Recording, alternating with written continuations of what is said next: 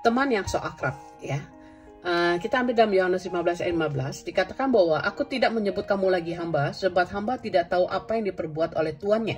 Tetapi aku menyebut kamu sahabat, karena aku telah memberitahukan kepadamu segala sesuatu yang telah kudengar dari Bapakku.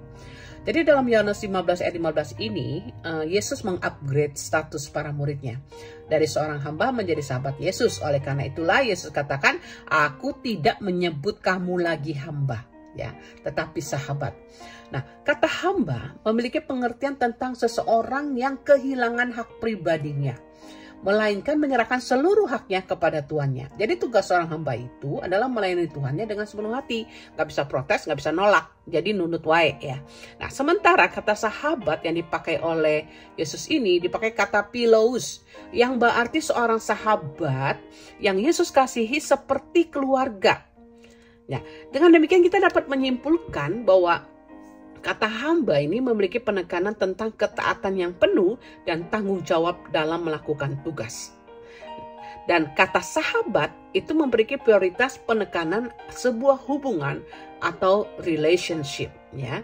Nah, dalam kupasan khotbahnya, Pastor Michael Wijaya, seorang gembala Youth Jesus My King Church di North Carolina, ia menyimpulkan bahwa tidak ada orang yang bisa menjadi sahabat Tuhan dalam arti yang sebenarnya, ya, sebelum ia terlebih dahulu menundukkan diri sebagai hambanya. Saya pikir ini adalah sebuah statement, sebuah kebenaran yang berlevel tinggi untuk kita pahami. Karena kenapa? Banyak orang percaya mau diperhitungkan sebagai sahabat Yesus, namun dia enggan melewati fase menjadi hambanya yang memberikan totalitas hidupnya sepenuhnya kepada Yesus. Jadi menjadi sahabat Yesus itu berbicara tentang kedekatan hubungan kita dengannya. Seperti kedekatan antara anggota keluarga ataupun teman dekat, ya. Karena kita tahu sebagai anggota keluarga kita pasti menghabiskan banyak waktu bersama-sama, ya, dengan anggota keluarga lain sehingga kita dekat. Demikian juga dengan seorang sahabat. Kalau kita berkata itu adalah sahabat karib kita, pasti kita menghabiskan waktu kita lebih banyak sama dia, ya. Sehingga seorang sahabat itu tahu apa yang menjadi pergumulan hidup kita, apa yang menjadi kesukaan kita. Dia mengetahui secara dalam pribadi kita. Jadi disinilah kita katakan bahwa menjadi sahabat Yesus, Yesus mau kita memiliki hubungan yang baik, menyisihkan sebagian waktu kita bersama-sama dengan dia. Nah, demikianlah kedekatan yang Yesus gambarkan ketika ia menyebut kita, ketika ia menyebut kita sebagai sahabat Yesus. Jadi sahabat Yesus dalam arti, dalam definisi Tuhan yang sebenarnya. Yesus katakan, aku menyebut kamu sahabat karena aku telah memberitahukan kepada kamu segala sesuatu yang telah kudengar dari Bapakku. Jadi sahabat Yesus adalah tempat yang menjadi curahan hati Yesus kepada sahabatnya, kepada kita. Nah, artinya seorang sahabat Yesus yang sebenarnya adalah seorang yang dapat mengenal curahan hati Yesus, ya, sebagai hasil dari sebuah kedekatan atau intimasi bersamanya. Dalam dunia pergaulan kita sering mendengar kata so akrab, ya.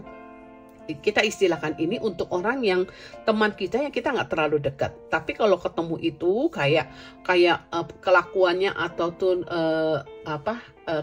sikapnya tuh kayak kita tuh deket sama dia, so akrab. Saya punya teman kayak gitu. Jadi sepertinya saya bilang ini orang berlagak so akrab gitu, ya. Nah, kita sering kita gunakan istilah ini. Nah, demikianlah kita akan menjadi teman yang so akrab dengan Yesus kalau kita tidak menjadi pelaku dari kebenaran ini. Dengan kata lain, kita mau menjadi sahabat Yesus tanpa mau memberikan totalitas diri kita kepadanya. Kita ingin menjadi sahabat Yesus namun tidak ingin melewati fase ketaatan seorang hamba Tuhan. Jadi dengan kata lain, kita ngaku-ngaku aja kita tuh sahabat Yesus. Tapi dalam pengertian sebenarnya di mata Yesus, kita tidaklah menjadi sahabat Yesus, ya. Alhasil, kalau kondisi kita seperti ini, makanya bukan Yesus yang mengupgrade status diri kita sebagai orang percaya, ya. Melainkan diri kita sendiri yang upgrade, ya. Kita hanya ngaku-ngaku diri sahabat Yesus. Namun tapi Tuhan tidak memandang kita sebagai sahabatnya. Jadi mari saat ini kita belajar memiliki penundukan diri yang sepenuhnya. Jadilah hambanya yang setia dan dapat dipercaya. Maka Yesus yang mengubah status kita. Jadi bukan kita yang ngaku-ngaku ya sahabat Yesus. Tapi Yesus yang mengubah status kita menjadi sahabat Yesus. Karena apa? Kita mengerti curahan hati Yesus. Kita memiliki kepekaan untuk mengerti apa yang Tuhan mau. Apa yang Tuhan dapat perbuat melalui hidup kita. Oke? God bless you.